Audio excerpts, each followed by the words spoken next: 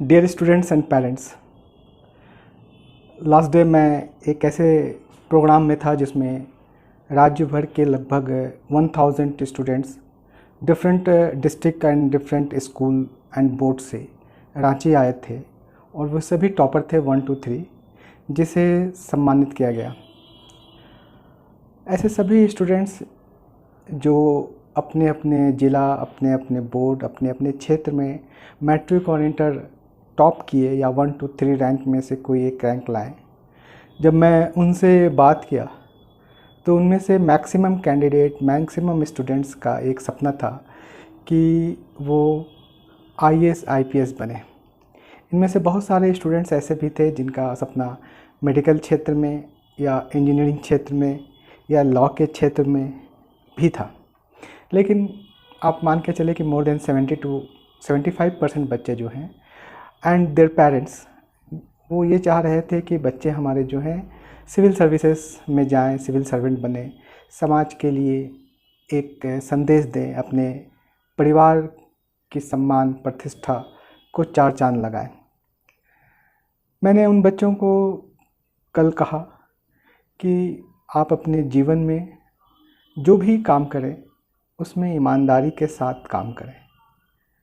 बहुत सारे ऐसे स्टूडेंट्स थे जो इस सम्मान समारोह में उपस्थित नहीं हुए या उन्हें आमंत्रित इसलिए नहीं किया गया क्योंकि वो 1 2 3 में से नहीं थे। जो संदेश मैं उन छात्रों को, उन स्टूडेंट्स को दिया, मैं चाहता हूं कि वो स्टूडेंट्स आगे तो बढ़े ही, लेकिन साथ साथ वैसे स्टूडेंट्स जो इस सम्मान समारोह में पार्टिसिपेट नहीं कर पाए उनके लिए भी मेरा वही संदेश है। अगर आप चाहें तो इसको फॉलो कर सकते हैं। डियर स्टूडेंट्स, हम बड़े पद, बड़े पोस्ट पर क्यों जाना चाहते हैं? तो एक तो बात ये होती है कि इसमें प्रतिष्ठा, सम्मान, उच्च वेतन, सुविधाएं इत्यादि होती हैं, लेकिन इसके साथ साथ जो इसमें सबसे महत्वपूर्ण या इम्पॉर्टेंट बात होती है वो ये होती है कि आप ऐसे बड़े पदों पर जब जाते हैं तो आपको एक महत्वपूर्ण निर्णय, डिसीज़न लेने की आपको शक्ति या अथॉरिटी आपको प्रदान की जाती है। अगर आप DC, SP या इस तरह के सिविल सर्वेंट बनते हैं तो आपको एक जिला के संदर्भ में सभी महत्वपूर्ण निर्णय लेने का अधिकार दिया जाता है।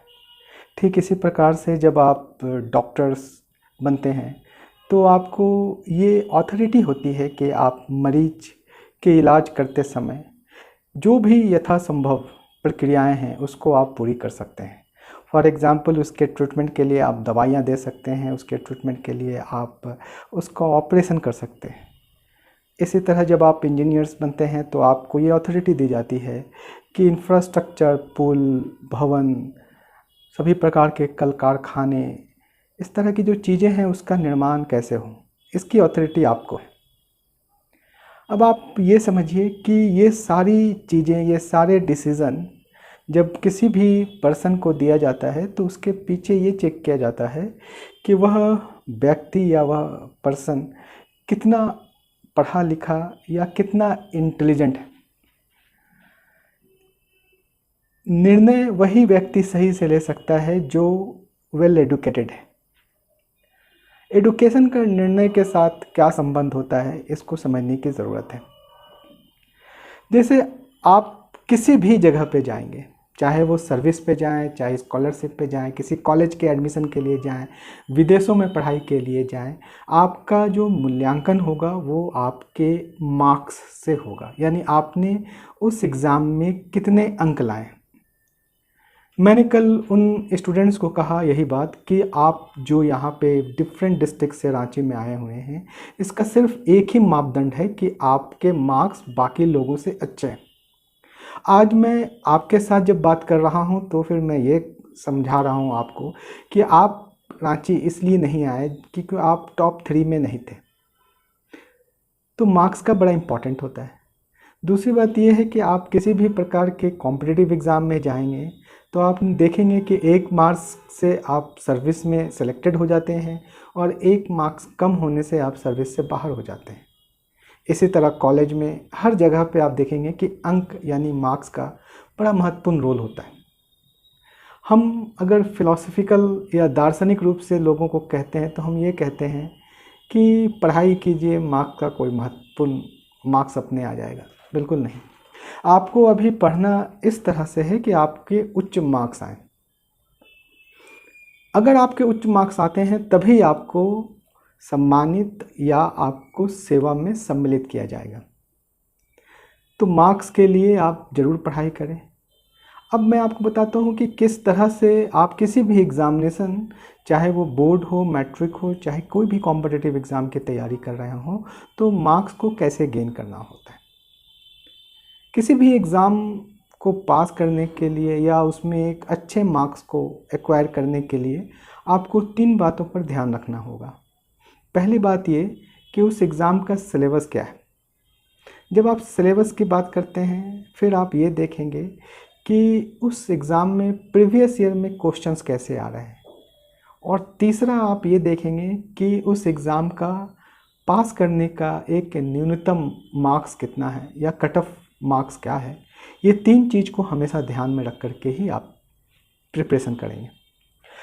सबसे पहले इस बात को ध्यान रखें कि जब भी आप किसी सिलेबस को पढ़ते हैं, किसी भी एग्ज़ाम के सिलेबस को पढ़ते हैं, तो आपको उस एग्ज़ाम के सिलेबस के साथ साथ क्वेश्चन बैंक या प्रीवियस ईयर के क्वेश्चंस आपको बिल्कुल सामने रखना होगा।